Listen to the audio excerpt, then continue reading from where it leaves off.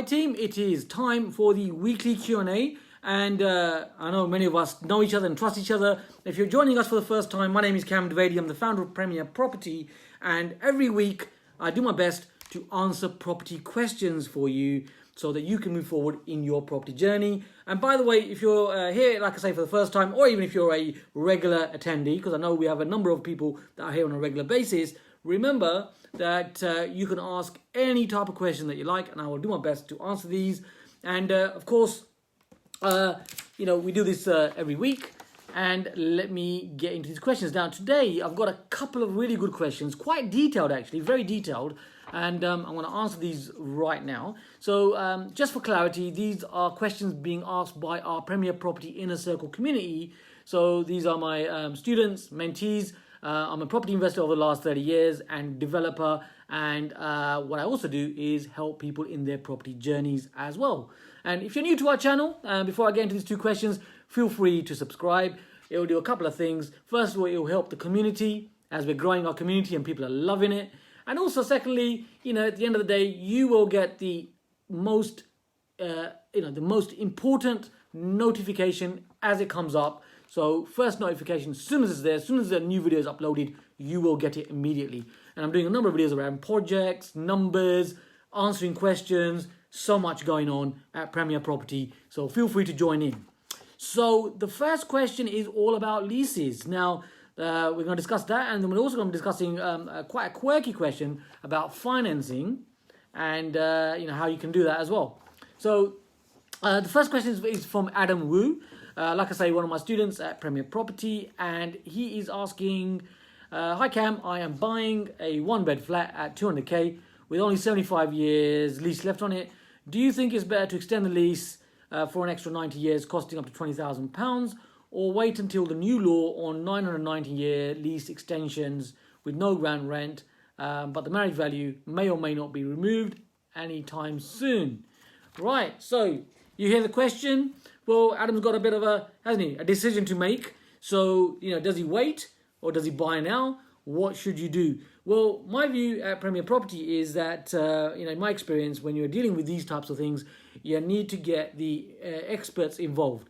So the experts that you need is a quality solicitor who knows about actual lease extensions. By the way, Adam, as you're part of the family, if you need someone, let me know once you're serious about this deal, and I will happily recommend you to one of our really good solicitors who deals with leases. She's brilliant. And also, secondly, you need a quality surveyor who can really benefit you and really bring the negotiation to the freeholder so that you get the best marriage value, as it's called. In terms of the time frame that you're going to be extending your lease by and how much you're going to pay for it.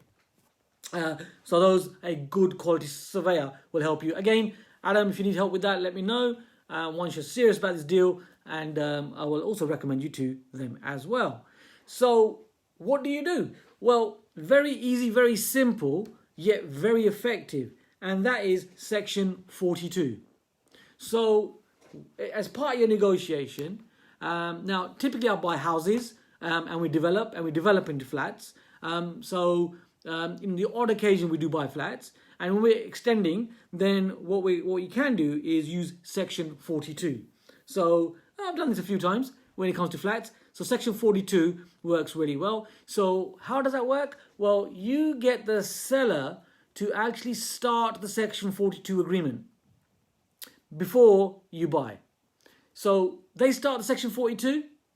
That Section 42 then can be carried on, which means you can continue the conversation with the freeholder about the negotiation. Now, you can, within reason, extend that. I'm not going to go into the detail of that in this video, but maybe we'll do that in another video. Yeah, there are ways of you actually extending that period. So what you've done actually is you have bought time, haven't you? So you've bought time. You got the best of both worlds because you started Section 42, which means that lease extension process has started. You've now got it, and you now have time to either do it straight away or to navigate through the time frame. And as we're aware, these are changing. The lease terms are changing. So you can decide to make an informed decision within a time frame, but you still got the property, and you still got Section 42 agreement started. So you are in a real positive position when it comes to that extension of the lease. So forgive me if I'm getting a little bit too technical and a little bit too detailed, but hey, this is the way it works. And as I've just explained. So Adam, there you go. Check that one. Do check that with a solicitor as well, and do check it with a surveyor who deals with leases. And like I've said, I'm happy to recommend the numbers for you as you are part of the family. Adam's question. Next question here is by Sab, and Sab is saying, is it possible for 3 people to have a mortgage on a property where 2 people currently own the house and they are tenants in common? So, tenants in common. And then the question being asked is, can a third party buy out one of the owners, and what type of mortgage would be required? So there's 2 questions within that question. And ideally, 1 existing owner and 2 owners with a share. What can you do is really what Sab is asking. So, first of all, the tenants in common is, just for clarity, is a structure when you're buying property, ways that you can buy it. So you can buy it in one way where you have joint tenants, or you have tenants in common. So 2 separate distinctions with that. So here you got tenants in common. So there are lenders that will allow you to do this. Now, I can't give you financial advice because I'm an entrepreneur, not a financial advisor. But if you speak to your financial advisor, and again, if you haven't got a mortgage broker that can help you with this, then let me know, Adam, and I will recommend someone for you. So there are lenders that will look at that case for you, and the mortgage broker can help you with that. So that's Sab, actually, isn't it? Yeah, I'm speaking to Sab. Sab, this is yours. So Adam, we'll answer Adam's question. So this is Sab's question. So Sab, with that one, let me know. I can introduce you to a good mortgage broker who will help you with that. So it could be that the mortgage is adapted in that way, or you have another approach. Now, the second approach is where you can have a deed of trust. Now, again, you do need a quality solicitor who can help you with this, and these agreements are bespoke. So please don't use a template. You do need a bespoke agreement. But I'm going to explain this to you as an entrepreneur. So the way the deed of trust works is it's actually a common law, business law document, which can run alongside the mortgage deeds that you've got. Now, you do need to make the lenders aware. Now, to be fair, some lenders are happy with that and some lenders aren't happy with that, right? So you've got to decide how you're going to do this. But you can have the mortgage running in one path, and you've got these documents that you've got, this deed of trust, which is a business agreement which runs in parallel.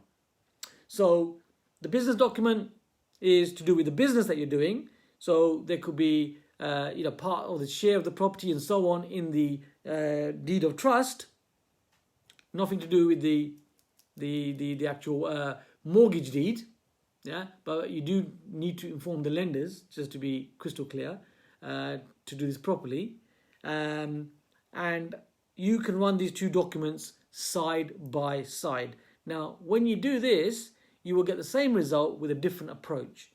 So rather than you being registered on the title, you'll be registered as a business. There'll be some business documentation and agreements that can work for you really well. So 2 very detailed questions and 2 very detailed answers. So remember, we're doing this every week, and this is all going to be recorded on YouTube as well for you. So if you're watching this on YouTube and if you haven't subscribed, you're welcome to subscribe. And I will see you same time here next week with God's grace, and I will be answering more questions. And if you've got any questions that you want answering, just let me know. Just add them to the comments, and I will do my best to help you with this. It's Kam Dovedi helping you to take your property investing to the next level. I'll see you next week. See you later.